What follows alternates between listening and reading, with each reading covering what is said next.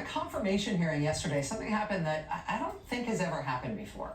Multiple nominees for senior Justice Department jobs said during their confirmation hearings out loud that they're not sure that presidents have to obey rulings from the courts. Not always. There is no hard and fast rule about whether in every instance a public official is bound by a court decision. Generally, if there's a direct court order that binds a federal or state official, they should follow it. Why do you say generally? Give me an exception. I suppose one could imagine hypotheticals in extreme cases. The president has now asserted that he has the right basically to do what he thinks is necessary to save the country. And I'm asking whether that includes violating a Supreme Court order. I've represented President Trump for 2 years. I've never been put in any situation like that, and I don't know. I just got to say, Mr. Chairman, that's a little bit frustrating. That's a little bit frustrating. You may have recognized one of those nominees, the guy with the raspy voice. He's named John Sauer. He is the lawyer who told a federal appeals court that Donald Trump would be within his rights to order a team of Navy SEALs to assassinate his political opponents.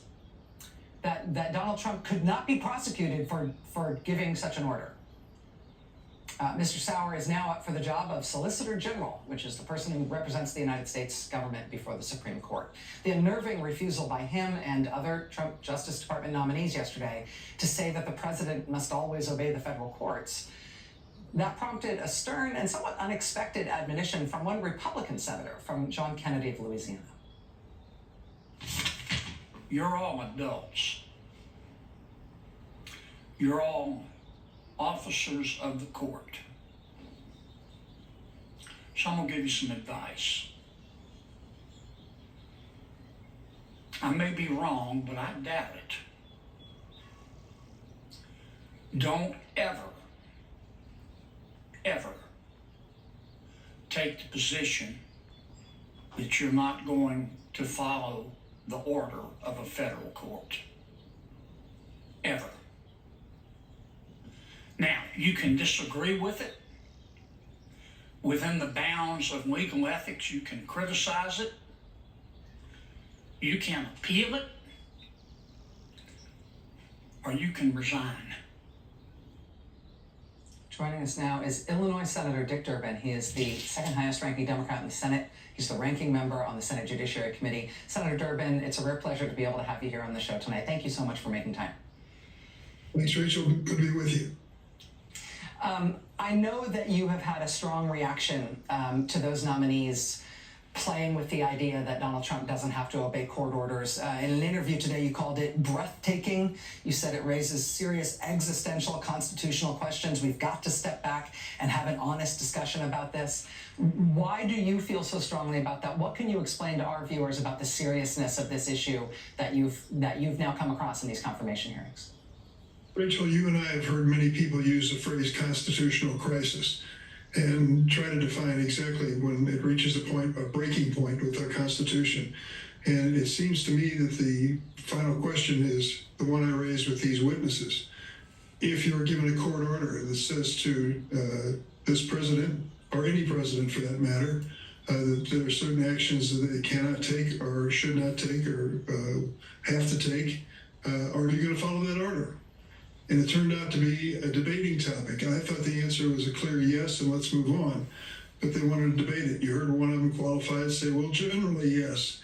And we had these equivocal answers. The most definitive answer came from John Kennedy, as you noted, a Republican of Louisiana, who made it clear what I think the law is. You may hate the order of the court, but you either follow it or resign, period. I can't think of an exception to that.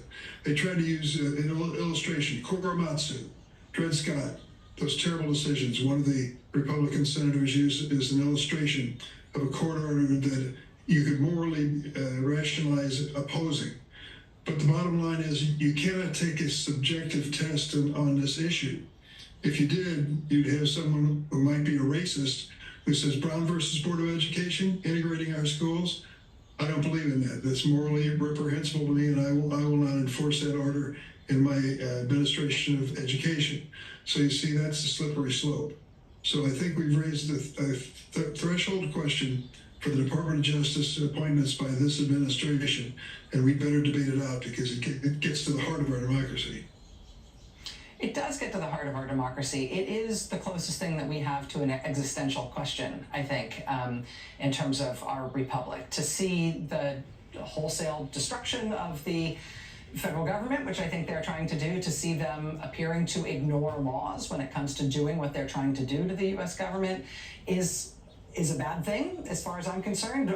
Disobeying the law seems to be bad, but the prospect that when a court corrects that, when a court declares it to be illegal and orders them to change course, that they will not do it. We are just in a territory that's like where the roadrunner runs off the end of the cliff and then there's nothing there and it just drops. I have to ask you, because I think you do very clearly see the seriousness of this, what sort of contingency plans elected Democrats have for further sounding the alarm and for trying to correct course and pull that roadrunner back onto the cliff if they go as far as they're signaling they might?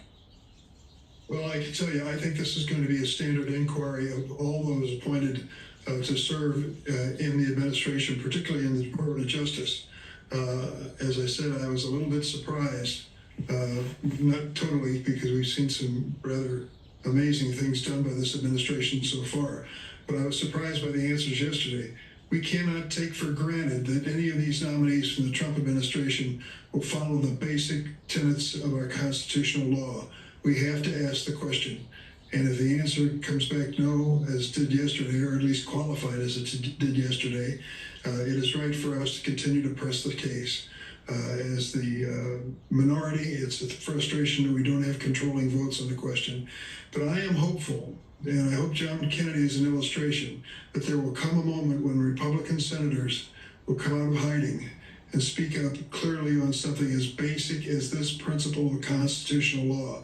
Because if we abandon this, I'm afraid we've abandoned our democracy. Senator Dick Durbin of Illinois, ranking Democrat on the Judiciary Committee, senior Democrat in the Senate. Sir, thank you for your time tonight. I do really appreciate you being here. Thanks, Rachel. All right, much more news ahead here tonight. Stay with us.